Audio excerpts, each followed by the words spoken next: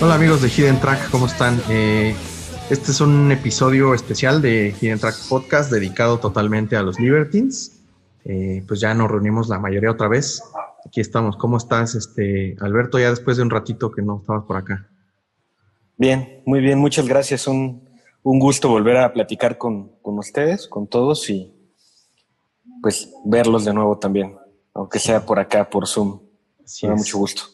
Sí, igual a nosotros. Nacho, ¿cómo estás? Bien, todo bien, gracias. Saludos. Muy bien. Joel, ¿cómo andas? Bien, también todo chido. Muy contento de que haya alineación completa para este episodio. ¿Tú qué tal? ¿Cómo andas? Bien, pues emocionado porque ya tenía rato que no dedicábamos un episodio completo a hablar de música y en particular de una banda que nos traba, ¿no? Desde chingo de años. Y pues aquí estamos ya por fin. De hecho, pues justo en estos días, hace unos cuantos días que se dio la verdad es que yo ni siquiera lo tenía en el radar, que ya tenía 15 años, el segundo disco de los Libertines, el homónimo. Y pues no 16, mames. sí. ¿16? ¿No eran 15? Es del 2004, ¿no? Sí. Sí. Bueno, somos aún más viejos de lo que pensábamos. Sí, cabrón, qué pedo. Yo me acuerdo, pues es que de ese disco no mames, o sea, es otro pedo, pero, o sea, eso también nos dice, nos conocemos hace esos justos años, ¿no? Como 17 años, yo creo. Bueno, al menos a ti, Pues Joel, te conozco un poquito antes, ¿no? Que a Ujú. Beto. Pero sí, güey, o sea, ya tiene un chingo. Deben ser esos como Pues, Pues sí, 17 por ahí años. va, 17 años. Cabrón. según yo entramos al CCH en el 2003, ¿no? Por ahí así. Ajá. Entonces sí, pues sí, justo 2003, 2004 fue Sí, cabrón. que, que empezamos a juntarnos todos.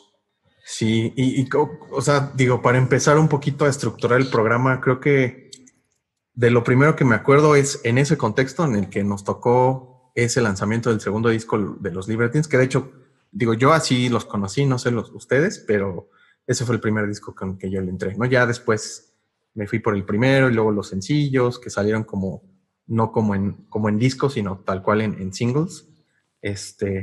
Pero en ese contexto, o sea, yo me acuerdo mucho que estaba sonando, sobre todo eran dos corrientes principales digamos, como en nuestro contexto, ¿no? En la parte, digamos, inglesa o en la parte ya tal cual del Reino Unido, pues yo me acuerdo de que seguíamos mucho en la onda Oasis, que acaban, bueno, no acababan, pero ya tenían el Standing on the Shoulder of Giants hace algunos años, ¿no? Y que pues de hecho 90s fue Blur y Oasis, veníamos saliendo de eso, por ahí también pues Radiohead, que siempre ha tenido desde los fines de 90, bueno, en todos los 90 su carrera, digamos que estamos de alguna manera acostumbrados a ese sonido y luego viene Coldplay y viene King y viene como este boom de bandas que sonaban mucho a algo, pues digamos, nuevo, más estructurado, más limpio, más pop, por así decirlo, en la parte del Reino Unido.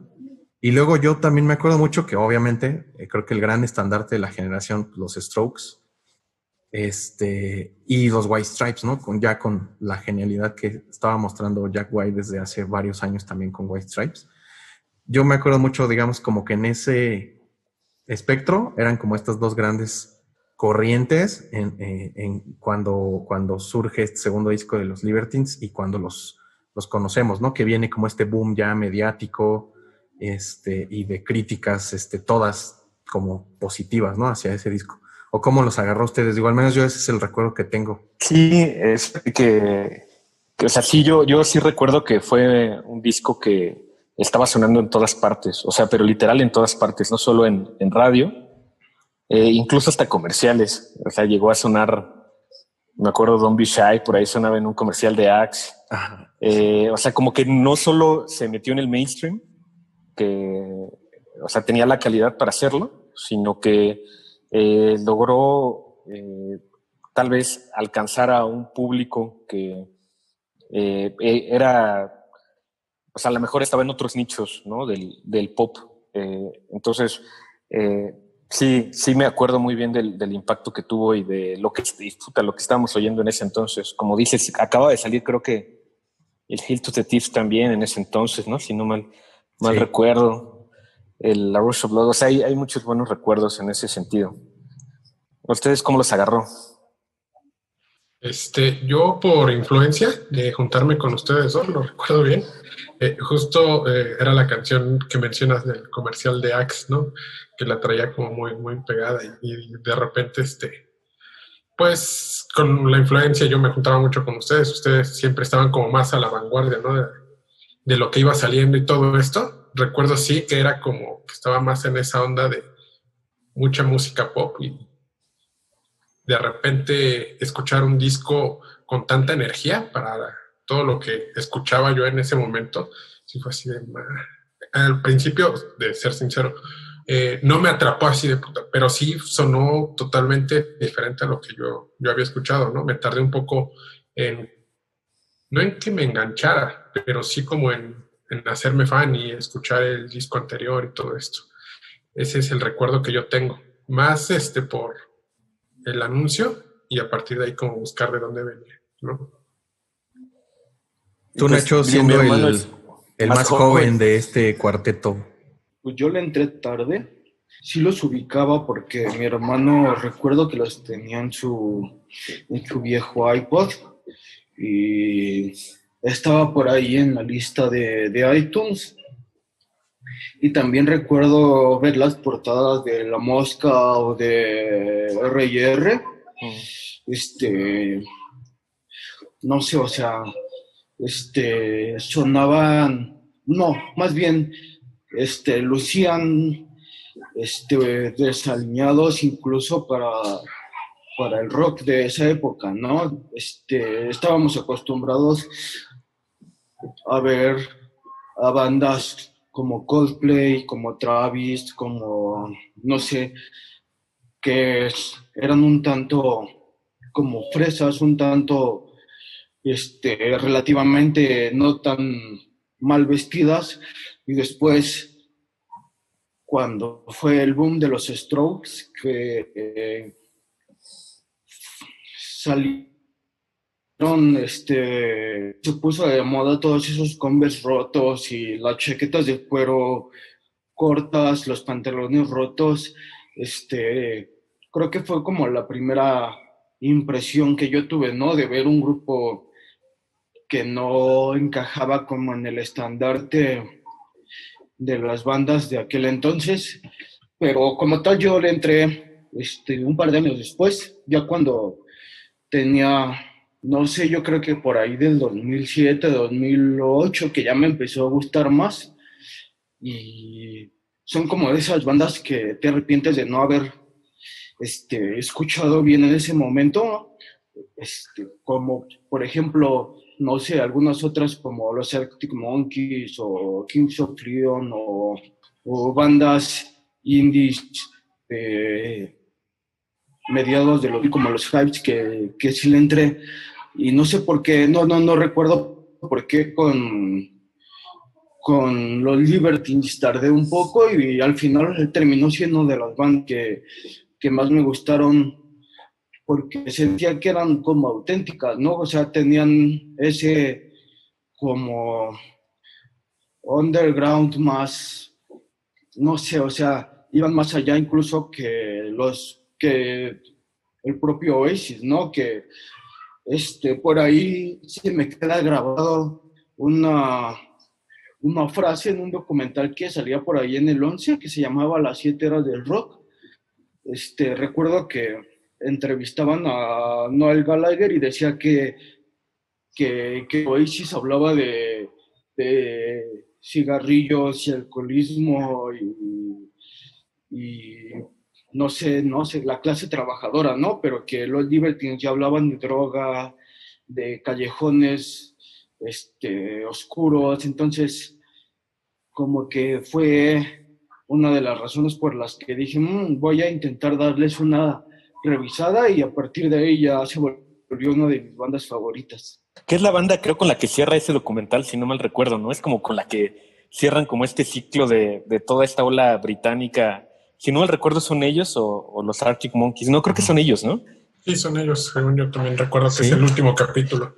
Yo no le he visto ese capítulo. No, o sea, empieza con los Smiths y luego se va al Britpop como tal de los 90s. El último capítulo. Uh-huh. El último capítulo. Ok.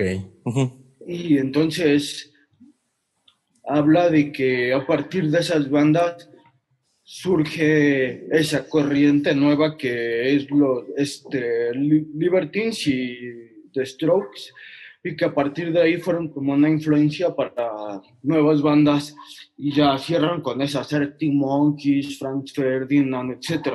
Es que es raro. Yo me acuerdo mucho también, hablando un poco ahí de Strokes, porque creo que es inevitable hacer como, digo, al final tienen o sea, son contemporáneos y pues casi en los mismos festivales y por ahí estuvieron como en circunstancias, ¿no?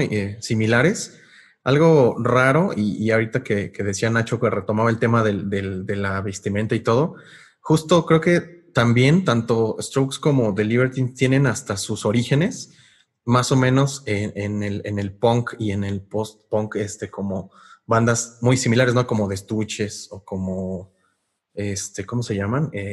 Como Velvet Underground, ¿no? Que de hecho ambas bandas más o menos dicen que son por ahí de sus influencias. Digo, por ahí, Pete Doherty por ahí dice de Johnny Marr, ¿no? Más allá de que sí los Smiths, pero sobre todo Johnny Marr y su guitarra es el sí, que es muy clara, ¿no? Sí, es el que como que le crea esta necesidad de empezar a componer música, no solo escribir, ¿no? Que tanto él como Carl sabemos que les gustaba mucho esa parte. De hecho, creo que Carl había estudiado algo, ¿no? Que tuviera que ver con drama, tal cual.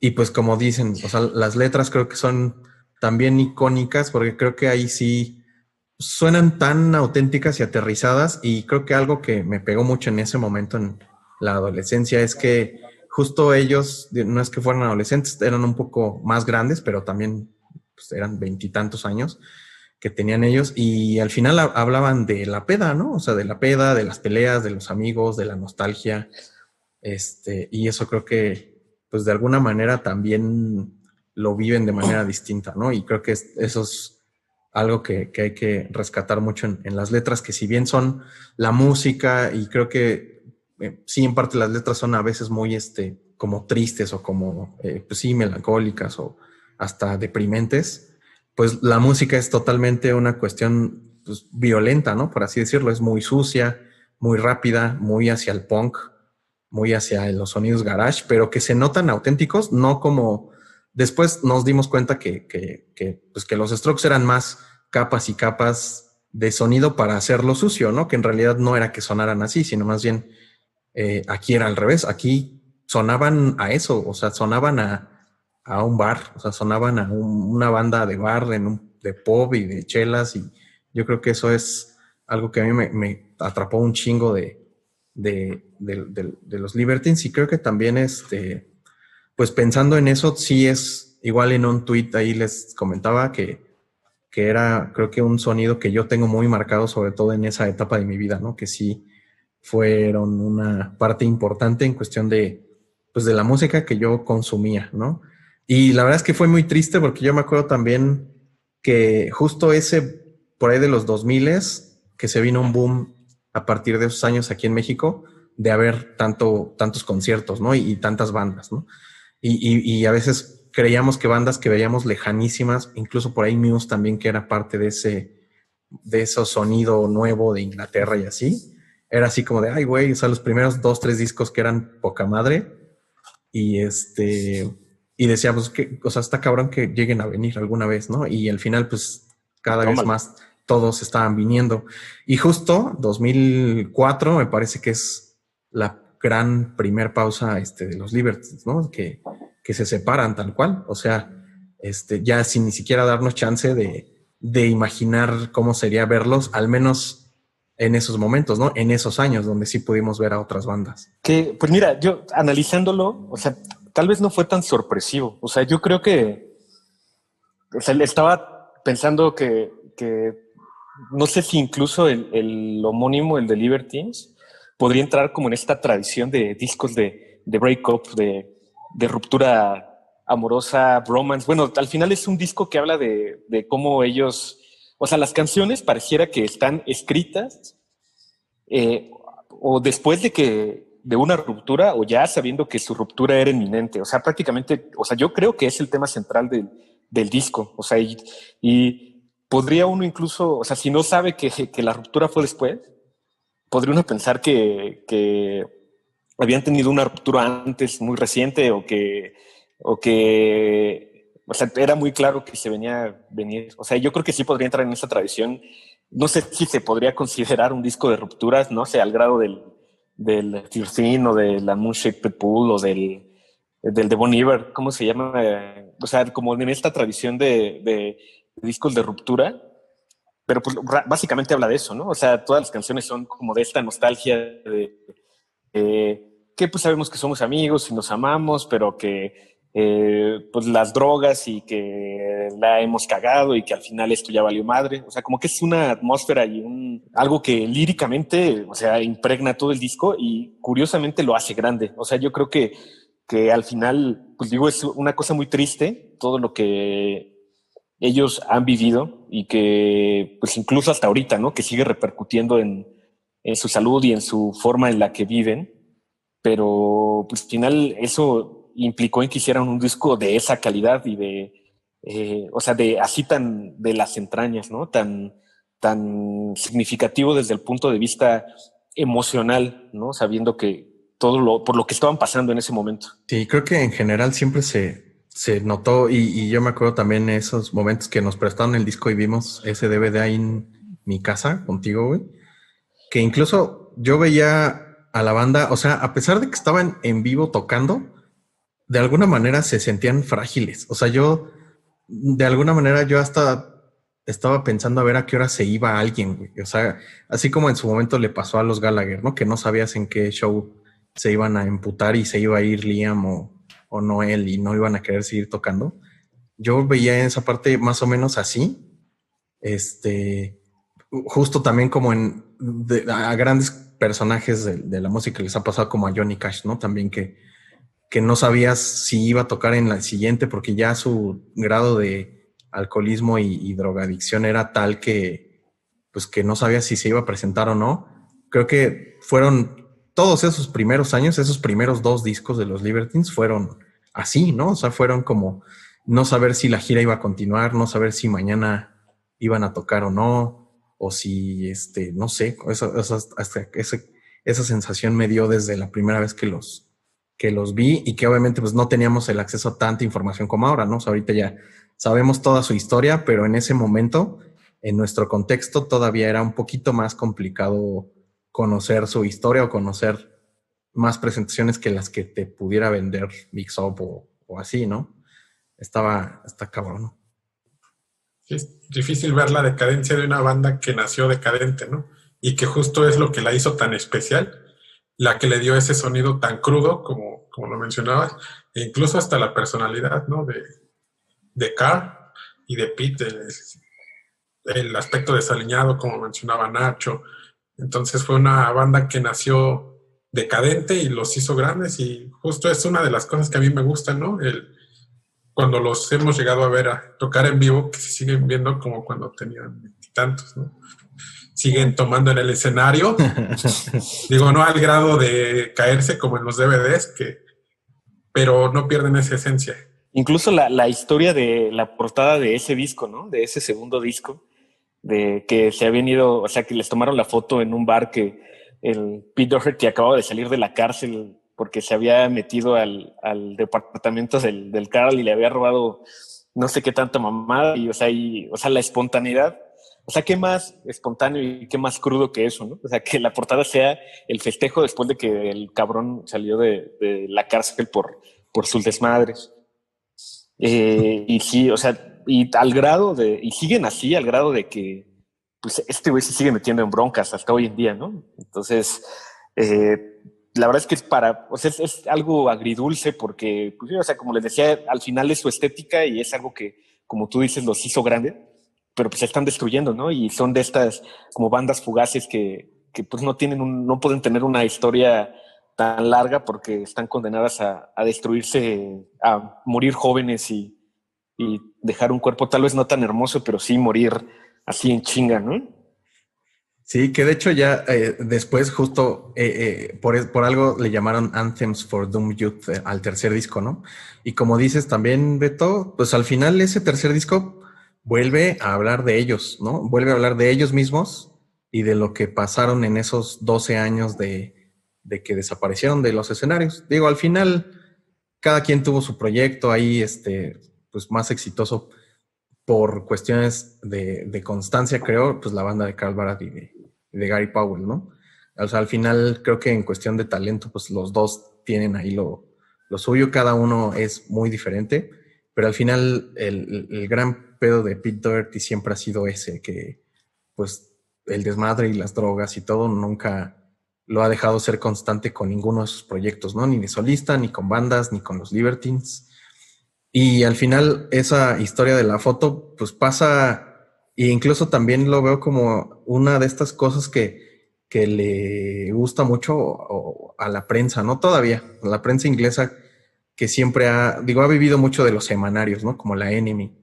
Y al final era, pues no lo quiero decir así, pero era mucho pues de chisme, ¿no? De a ver qué vendía en la semana, porque era un semanario. Entonces, ese tipo de imágenes, pues era lo que más vendía. Y obviamente una figura como tal, como la de Pete, que te daba para estar casi cada semana en el desmadre, pues obviamente eso también hizo que se diera a conocer más como por ese aspecto de lo inestable, ¿no? Que de hecho me acuerdo mucho de una foto, de una galería de fotos que salió, creo que justo en la Enemy, no me acuerdo si fue ahí, que con Amy Winehouse, ¿no? Que fue otra de las grandes víctimas pues de los medios y de esa persecución, como nada más de ver como esa parte de drogadicción y demás. Hay unas fotos de él y de Pete donde están inyectándose y donde están por ahí besándose, y no sé si las han visto. También fue de los últimos años de Amy, o sea, como yo creo que era 2, 3 años después se murió. O sea, es que es difícil también no ligarlos a esta vida, o sea, no solo desde el punto de vista mediático, porque, o sea, al final, como tú dices, sus álbumes y su música era sobre eso, ¿no? O sea, tampoco, o sea, podemos omitir eso, ¿no? Al final es lo que vendían también, ¿no? O sea, al igual que Oasis, o sea, también, o sea, o sea, si fuera desde un punto de vista estético, lo que es algo completamente diferente, podría uno pensar que tal vez fuera hasta injusto, ¿no? Linchamiento, o más bien esta cuestión de aprovechamiento mediático, ¿no? Pero, o sea, yo creo que era algo que estaba ligado completamente a ellos, perdón, a ellos. Sí, Y totalmente. digo, no es que fuera al 100%, porque, o sea, tal vez en el primer disco más, pero desde el segundo también algo que tenían, me parece, era una postura política muy clara, ¿no? Y una influencia en ese sentido, o sea, sobre todo en el segundo disco, más a como esta tradición punk británico, como tú decías, o sea, como The Clash, o sea, me parece que es también una de sus influencias como más evidente, o sea, ya escuchándolos en años futuros y en retrospectiva, obviamente en ese entonces pues, yo no conocía a estas bandas previas, ¿no? Pero te vas dando cuenta más o menos de dónde van agarrando su influencia y, o sea, incluso estas, o sea, posturas en contra del gobierno o sátiras que involucran el nazismo y otras cosas como que sí son muy evidentes más en ese segundo disco. No, de hecho, más en el primero, pero que sí tiene algunos flashazos en el segundo disco porque es más como de su ruptura y eso. Pero son como estas dos partes, ¿no? O sea, por un lado, el criticar una sociedad que pues realmente era hipócrita, ¿no? O sea, una sociedad que criticaba, que era racista, que era homófoba, que era violenta con la gente que usaba drogas, que tenía una postura muy de ultraderecha. Bueno, en general, Inglaterra siempre ha sido así, pero y por otro lado tenemos como esta alabanza desde el punto de vista de la cultura pop, a figuras como este tipo, ¿no? Entonces ellos estaban muy conscientes, creo yo, de lo hipócrita que era el mundo en el que están viviendo, o en el que estaban viviendo en ese momento, y hacían una crítica muy, muy aguda y muy, muy mordaz, ¿no? O sea, porque sabían que al final ellos eran el resultado pues de lo que estaba ocurriendo en ese entonces, ¿no? O sea, al final no, la clase media, pues no tenía como que muchas opciones, ¿no? En general en el mundo, ¿no? Nunca ha habido como muchas opciones si no eres un artista tal vez notable o si no destacas en alguna otra área, pues estás condenado a que te vaya muy mal, ¿no? Entonces es algo interesante también en su temática y en su forma de abordar su música desde el punto de vista lírico. No sé qué opinas de eso. Yo también algo que me hace quererlos tanto es que creo que fue la última banda con la que, justo antes de estar tan saturados de información, que no fueron, ¿cómo decirlo? Fueron la última banda que sin tanto acceso a los medios llegó a ser la mejor banda, ¿no? Quizá en su momento, la mejor banda del momento. Después yo creo que podría decirse de los Arctic Monkeys, que ellos, pues bueno, son de MySpace.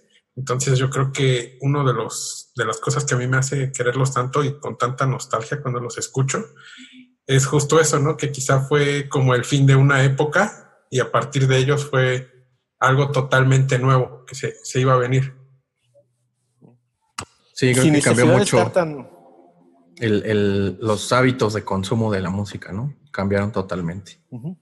Exacto, si hubiéramos tenido el acceso que tenemos ahorita, hubiera estado interesante, ¿no? Ver cómo serían tratados en una sociedad como esta, que es más abierta, como menciona Beto.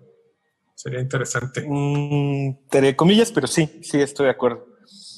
Y retomando lo que decían hace rato, sin necesidad de estar como tan... O sea, no es que su producción no esté cuidada, porque, o sea, sí lo está. Pero como decía Ala, ¿no? No es al grado de una producción de los Strokes, por ejemplo. Y que incluso ahí también habría una analogía, a lo mejor demasiado rebuscada, pero incluso desde los orígenes, por así decirlo, o sea, como lo que ocurría con Blur o Oasis, o sea, porque al final de Strokes, aunque, o sea, sonaban salvajes y parecía que, como Alan dice, estas capas los hicieran sonar sucios, la verdad es que vienen de un origen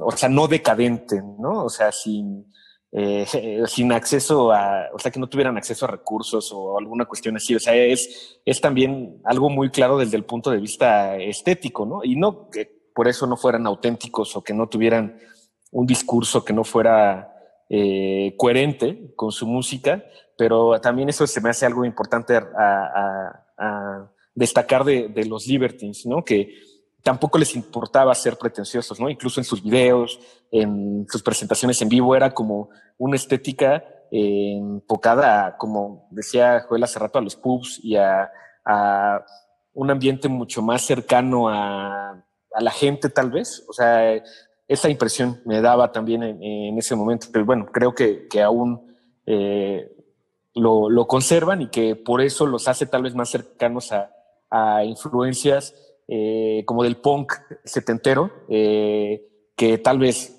otras bandas contemporáneas, ¿no? A ellos. Es una banda que está destinada a morir joven. Justo recuerdo que cuando yo me empecé a ser más fan, fue cuando se reunieron y teníamos muchas dudas de si iban a venir a México y todo esto. No sé, algo me decía que sí, no me iba a morir sin verlos antes en vivo y finalmente se dio. Recuerdo que por ahí hubo una fiesta en casa de Alan musicalizada por los Libertines. Sí, de hecho fue temática. ¿No? Sí, digo, no fue específicamente solo por los Libertines, pero sí fue temática de los Libertines. Exacto. No temática a tope, porque si no hubiera acabado... Sí, no. Uno en la cárcel, uno robando y así, güey, sí. Pero sí. ¿Tú te acuerdas de ese concierto, Nacho? De cuando regresaron a fue un Corona, ¿no? El Me Corona parece la Capital. última. Sí. Así es. ¿Tú te acuerdas, Nacho? Sí me acuerdo. Pero fue un Corona 2015, 2015. 2016. 2015 fue. Ya habían pasado 5 años desde su reunión, ¿no? O sea, ya habían tocado en Glastonbury, ya habían sacado su tercer disco Sí, sí, y sí. Que también recuerdo, de la reunión primerita de Glastonbury, que de hecho es a partir de eso y de que sale su documental, ¿no? Porque de ahí a que grabaron el tercer disco pasaron también varios años. Pero sí, sí es cierto. Sí, Nacho, perdóname. sí, o sea, recuerdo que este, era la banda por la que iba a ir ese día, eh, porque fue un Corona que lo sentí muy flojo, ¿no? A diferencia de otros donde podías como estarte desplazando. Creo que fue un Corona en el que específicamente ese día solo era ir a ver a los Libertines y después creo que nos seguimos a un after donde Gary Powell iba a ser DJ, en una fiesta, creo que por la Condesa, ¿no? Un como antrillo por ahí. Y ya no me acuerdo si aguantamos bien porque ya era muy noche y ya estábamos muy viejos. Pero, pero sí sí recuerdo que desde la reunión, desde 2010 hasta el 2015, sí fueron como unos años en los que esperabas que vinieran, ¿no? Entonces, obviamente, pues el tercer disco fue como el, el pretexto para que vinieran, pero al igual que Joel, siempre tenía como esa ilusión de verlos, sobre todo porque piensas que como es una banda caótica, no sabes cuándo va a volver a ver, no sé, una pelea entre ellos o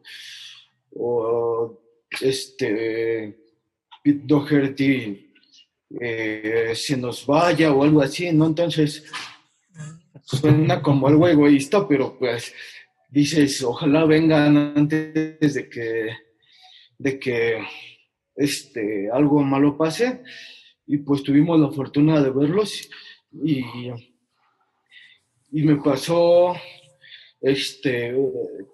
creo que tuve una sensación similar a cuando vimos a Blur en vivo, ¿no? Que años previos ya se habían reunido y habían tenido un concierto en un festival importante, creo que igual como Glastonbury, entonces verlos otra vez A ver. tocar en una gran multitud y como si no pasaran los años, con esa dinámica y esa química de Pete y de Carl, sí se te ponen como los pelos de punta, ¿no? Y sí es como algo que quieres vivir. Y sí, me pasó lo mismo cuando Blur se reunió de nuevo, que tocaron y que todo el público, bueno, que fue una multitud muy grande y dices, quiero estar ahí en algún momento, entonces, qué bueno que nos tocó verlos en vivo porque hace rato estuve investigando y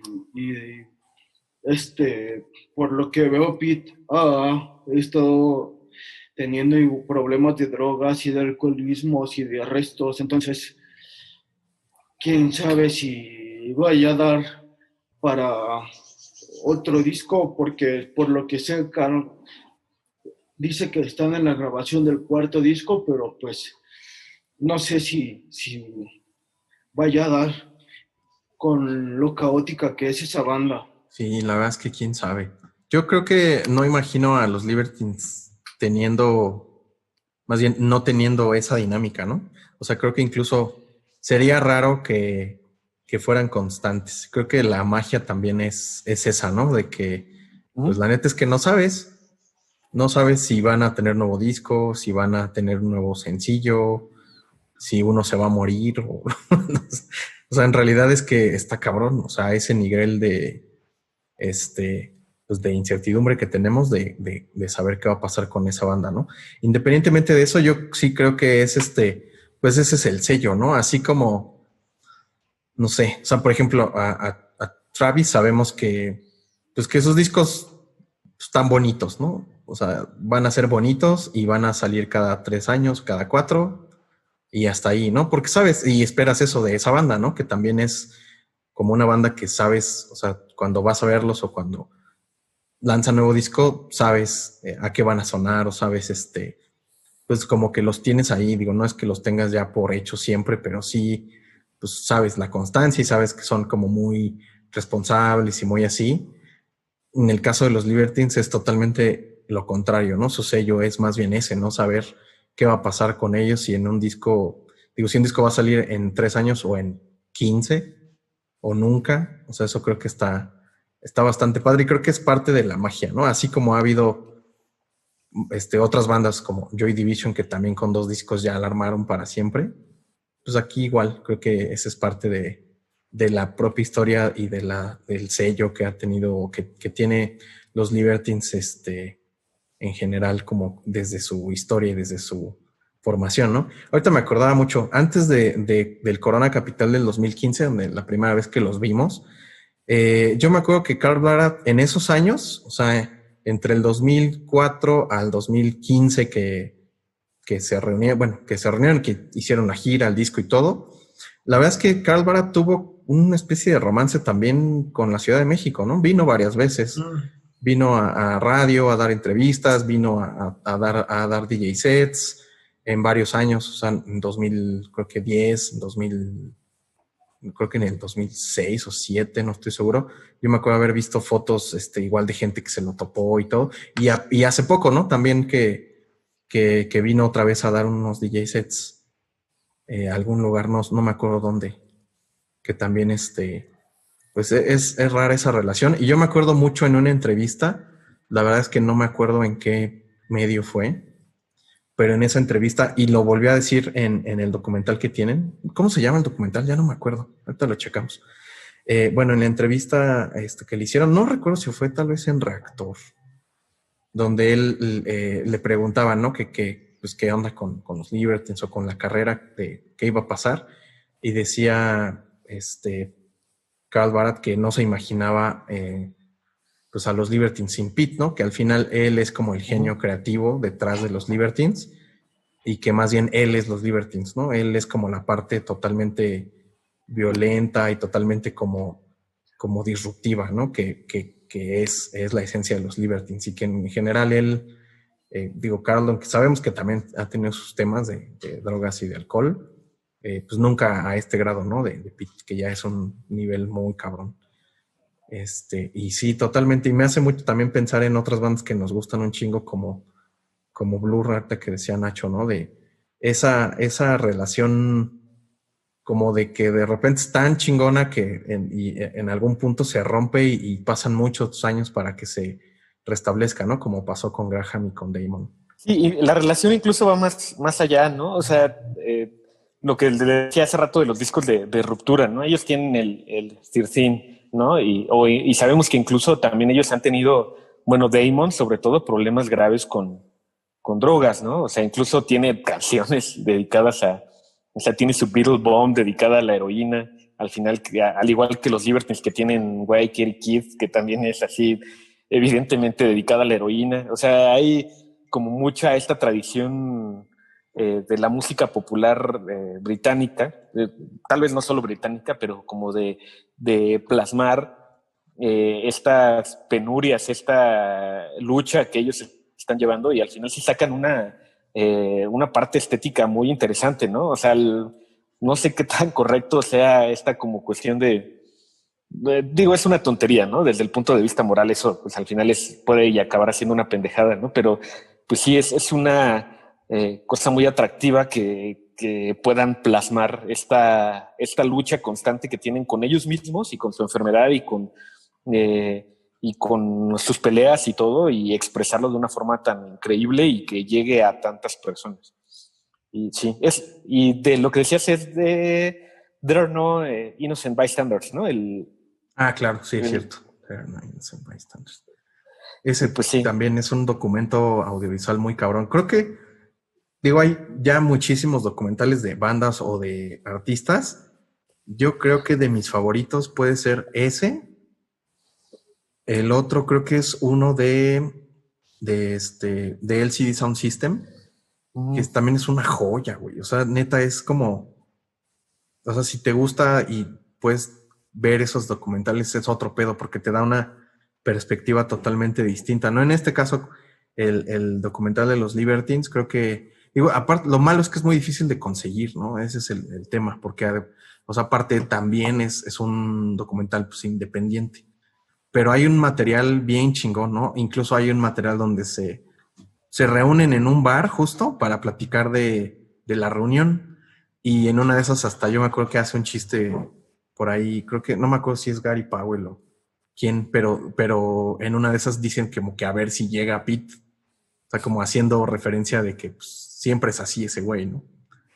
Está muy cabrón. Sí, es algo muy chingón de los documentales de que, o sea, como documento histórico, si quieres, periodístico, o sea, pueden ser un reflejo, o sea, no solo de lo que está ocurriendo con determinada banda o situación en un momento, sino al final acaba siendo un reflejo de la sociedad y del justo esto, del momento histórico, ¿no? O sea, me acuerdo muy bien, por ejemplo, del Meeting People Is Easy de Radiohead, como esta fotografía muy, muy evidente de cómo era una banda en determinado momento y a lo mejor que tienen rasgos que nunca se les van a quitar, o sea, porque sabemos cómo es Tom York, sabemos cómo son muchos de los rockstars, pero que, o sea, se ve que la pasan terriblemente mal, ¿no? O sea, y eso es algo que plasmado y tener como ese documento para revivirlo es algo muy chingón.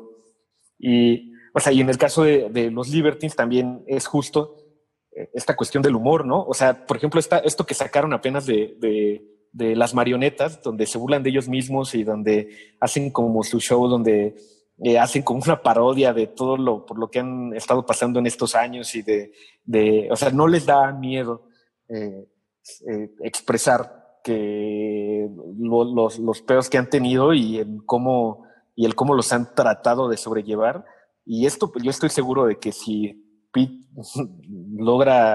lo logra, puede acabar en un proyecto bastante interesante, ¿no? O sea, no veo por qué no, si es que las circunstancias se llegan a dar. Ustedes, si tuvieran que apostar, por así decirlo, por si llegara a ocurrir o no un nuevo disco de los Libertines, ¿qué pensarían? Yo creo que sí. Sí, justo mientras viva Pete, pero yo creo que siempre está ahí esa cosquillita, ¿no? De crear, sí.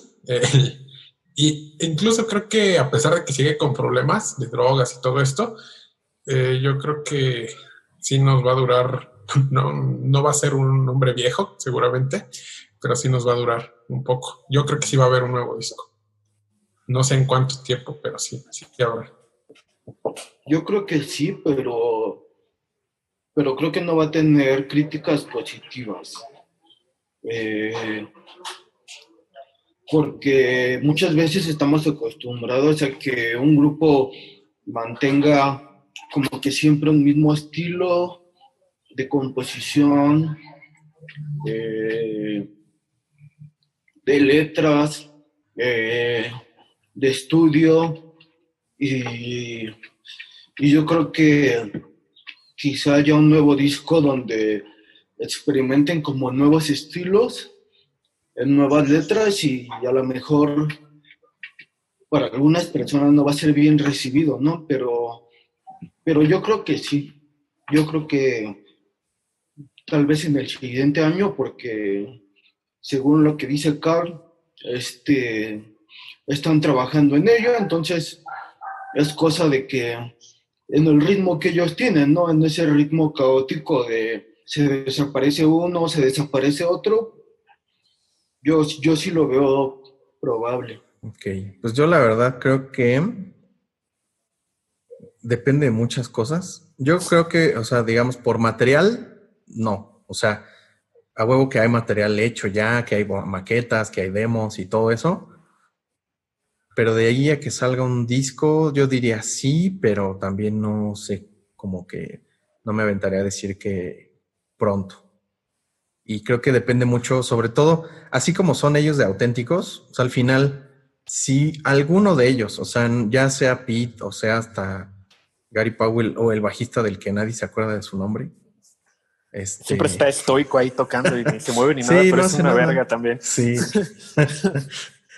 Yo lo este, googleé ahorita. Yo creo que va a depender mucho de su estado de ánimo y de cómo estén todos en conjunto, ¿no? O sea, si ya hay alguien que no está jalando, no lo van a hacer. O sea, yo creo que tienen ese nivel de respeto todos con todos. Y yo creo que mucho depende, ¿no? De eso. Me acuerdo mucho de cuando sale el Anthems for Doom Youth, pues dos mensajes muy claros. El primero es que siguen hablando de sí mismos y de su autodestrucción. De hecho, el video este de Heart of the Matter, que es ellos dándose en la madre a ellos mismos, ¿no? Es muy claro y hasta se ríen de eso. O sea, es como, sí, a huevo, pues así somos. Y lo otro que a mí me emocionó mucho, que en algún momento lo platicábamos de esta frase que grita Carl Barad en una canción, creo que es Gunga Din, donde dice Fuck it, here we go again, que es justo eso, o sea, es como de, pues, aquí estamos de nuevo y lo que sea, ¿no? Lo que venga.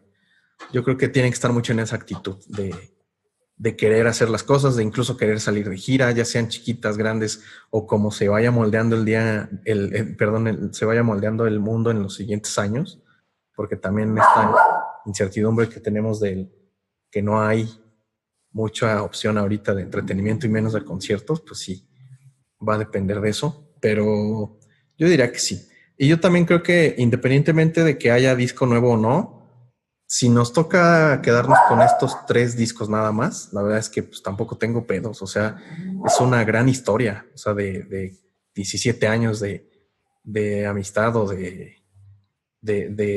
sí, ¿no? O sea, básicamente de tener esa relación tan cercana y tan creativa y pues yo creo que no habría pedo si nos quedamos con eso. Lo único que sí creo es que también lo que les decía, de que material existe, seguro existe. Entonces, en una de esas, si es que no llegan a sacar algo nuevo, como tal, un álbum, puede que sí haya singles o que haya una compilación de B-sides perdidos y de demos y de cosas de esas, ¿no? Que también creo que sería muy al estilo de Libertines, porque al final, pues ahorita la música o la industria se mueve de maneras distintas, pero yo creo que justo los Libertines serían esa banda que pues se animaría a sacar un EP o una cosa de estas, pues con el material que en verdad quieran que sea escuchado, ¿no? Que tenga la calidad. Y yo creo que, bueno, lo que decía Nacho, no, o sea, no veo como que cambiarían tanto su estética o su estilo, quién sabe, o sea, porque la verdad es que como que eso es algo que sí se ha mantenido en estos años. Digo, entre el primero y el segundo disco, la verdad es que no hay, pues hay 2 años de diferencia, ¿no? El Up the Bracket es del 2002, ¿no?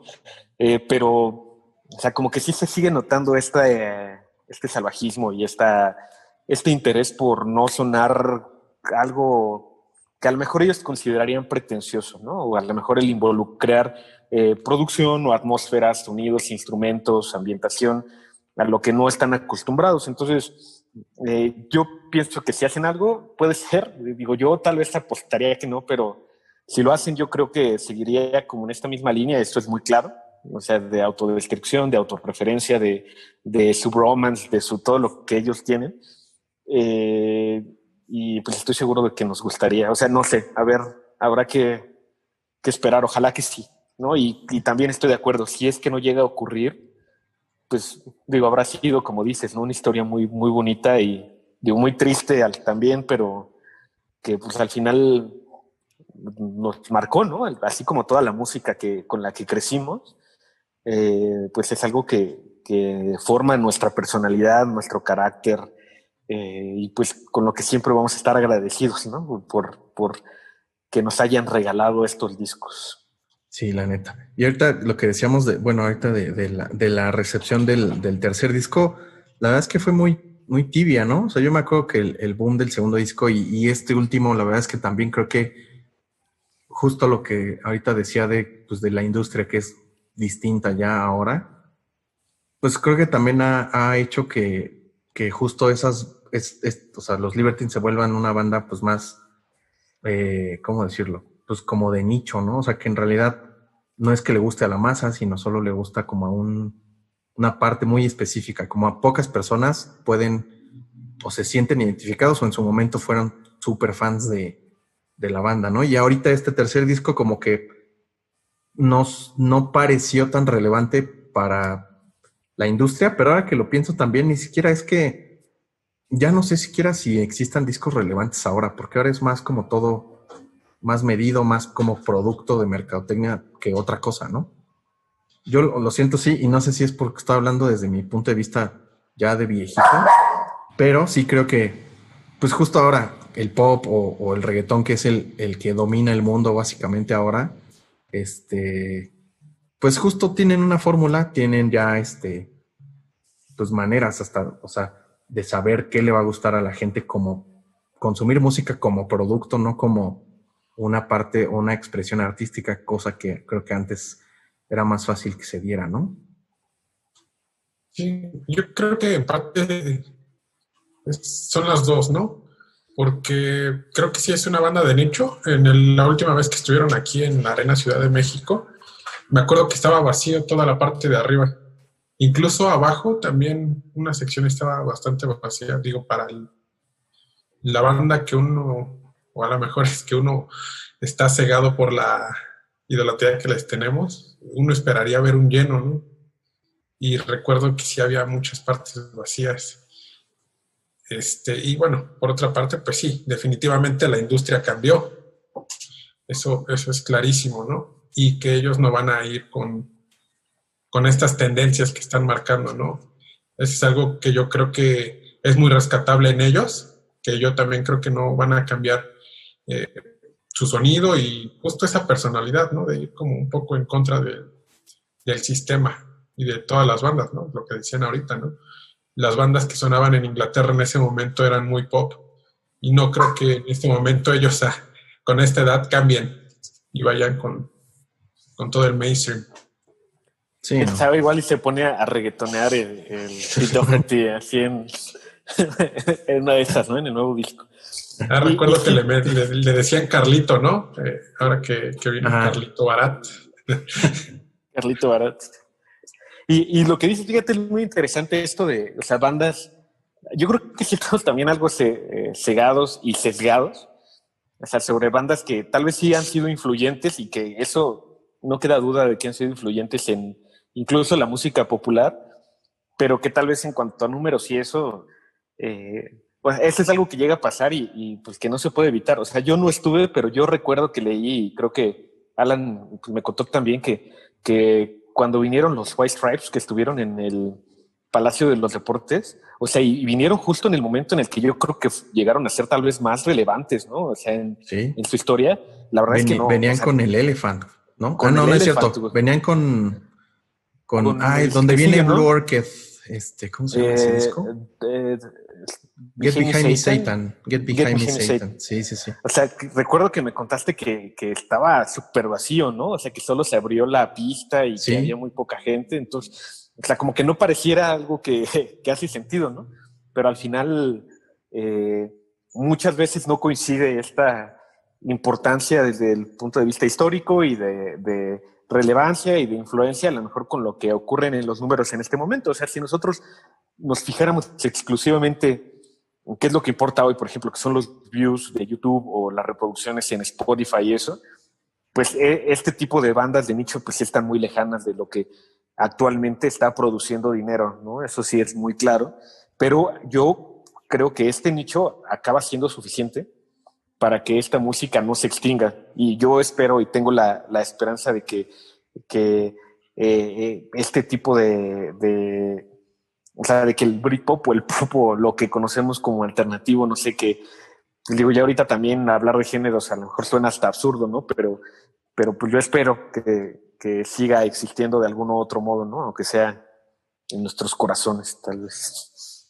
Como decíamos, la industria cambió, que ahora no te imaginas, por ejemplo, un disco como The Wall siendo escuchado como debería, ¿no? O sea, completo, porque es un discurso, o sea, al final es un disco completo que te está dando algo, te está dando una historia completa en toda la duración del LP, ¿no?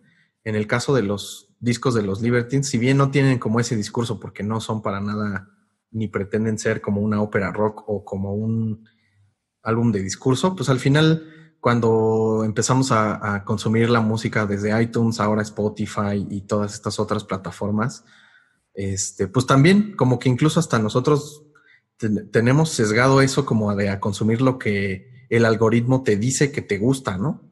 Y eso también está feo de alguna manera, porque yo me acuerdo que antes teníamos muchas posibilidades también de explorar y de conocer nueva música, nuevo cine, nuevo lo que sea, de acuerdo a lo que tú fueras como investigando poco a poco, a quien te recomendara, por ahí un amigo que te dijo, oye, ya viste tal, y entonces te metes y si te late, pues te sigues y así.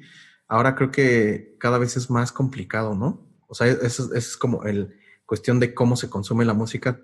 También está, bueno, ha cambiado muchísimo a ese grado que les digo de que la música se haga como producto, porque al final sabes, básicamente tienes métricas de absolutamente todo, ¿no? O sea, de quién te va a escuchar, por cuánto tiempo, qué ritmo, qué frecuencia de beats les gusta más a la gente.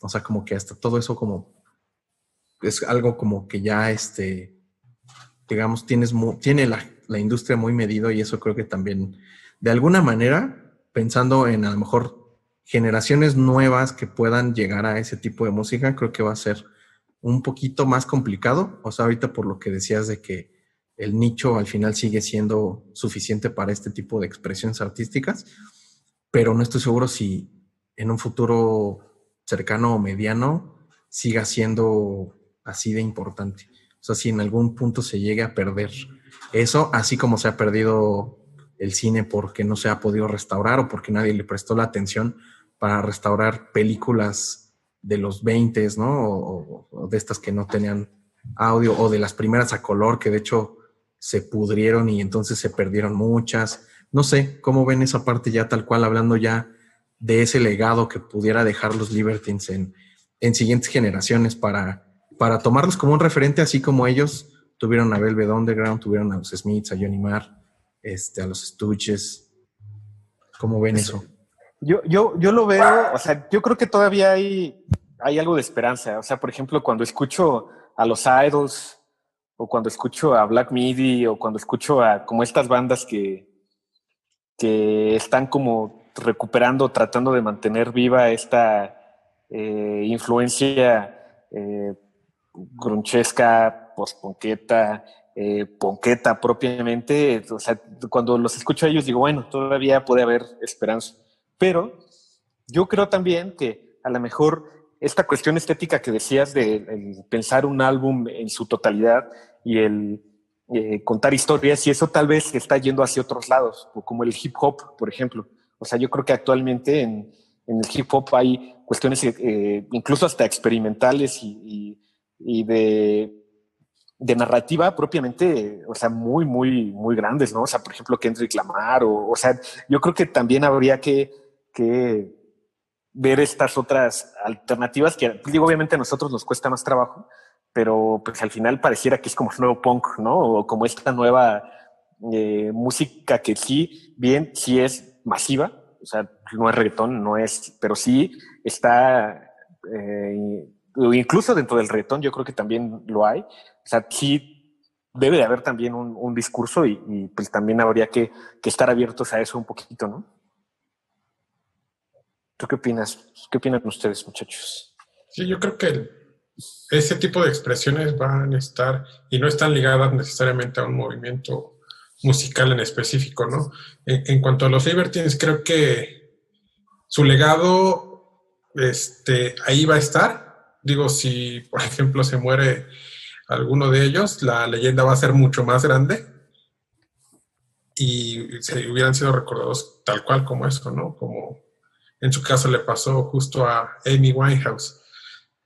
Yo creo que las generaciones, no sé si los van a seguir escuchando, pero pues digo, por lo menos con el nicho que nosotros tenemos y por ahí con lo que podamos hacer con las nuevas generaciones, por ejemplo, recuerdo ahorita a mis sobrinos les gustan los Libertines, ¿no? Por ahí de repente los escuchan, aunque son totalmente atemporales a ellos, ¿no? Creo que podría ser una banda que no se va a perder en el tiempo, que va a permanecer ahí y que pues creo que puede musicalizar perfectamente cualquier juventud, ¿no? Como en su caso nos pasó a nosotros. Creo que podría ir bien en cualquier momento. Tú, Nacho, ¿qué piensas? Pues a diferencia de ustedes, creo que yo no tengo como adjetivos tan románticos como mi hermano, así de que me hayan marcado y en mi forma de ser, porque al final para mí solo ha sido música, ¿no? Y creo que, o sea, no es como que vaya a escuchar a los Libertines y vaya a meterme 3 rayas, ¿sabes? O sea, simplemente es música que me gusta y hay muchos otros géneros. Creo que lo que está pasando es algo generacional, que como dirían en Los Simpson, le pasó a tu papá, te pasó a ti y le va a pasar a tus hijos, ¿no? Que vas a empezar a ver la música como algo que esté cambiando. Hace 20 años o más, cuando surgió el Britpop, mucha gente de 30 años estaba pensando esto qué chingados es, ¿no? Pero al final yo creo que la música, por poner una analogía, es como la moda, ¿no? Que puede ser cíclica y que ciertos géneros o ciertos ritmos o cierto tipo de composición o cierto, no sé, forma de grabación puede el día de mañana volverse a expresar en ciertos artistas, ¿no? Al final, por ejemplo, no sé, a mí me pasó hace un par de años cuando estaba escuchando los drums que decía ¿esto qué es? ¿No? Esto es como muy antiguo, ¿no? Y seguramente el día de mañana saldrán bandas que se habrán inspirado en los Libertines y harán canciones con ese estilo garajero que los caracteriza y pues estoy de acuerdo que es una banda típica que no necesitó sacar una discografía tan constante para que quede en la historia, sobre todo porque marcó un antes y un después. Entonces ese es como el tipo de cosas que va a hacer que se recuerden, como en su momento los Beatles, no sé, como en otros géneros, tal vez lo que fue Black Sabbath para el metal. Entonces, al final del día, como dice mi hermano, no hay que cerrarse como a ese pequeño nicho de lo que te gusta, porque pues seguramente es algo que es la misma sensación que tuvieron nuestros papás. Entonces, estoy de acuerdo que el formato de la música y la industria han cambiado con las redes sociales, con los streamings, etcétera. Entonces, pues quizá no volvamos a ver la música o los álbums como algo tan preciado como hace, no sé, 10 años, pero quizá podemos sacar cosas positivas de la música de hoy en día, ¿no? A lo mejor la forma en cómo trabajan en el estudio, no sé, para generar nuevos sonidos, ¿no? O sea, muchas veces pensamos que el reggaetón o el hip hop o algunos géneros así son como muy artificiales, productos de pistas que solo están sonando, pero yo creo que hay mucho trabajo de producción detrás que si te pones, no sé, si le pones atención, pues puedes como sacarle provecho y seguramente el día de mañana, si alguno de ustedes tienen hijos, van a decir, qué chingados es esta música, ¿no?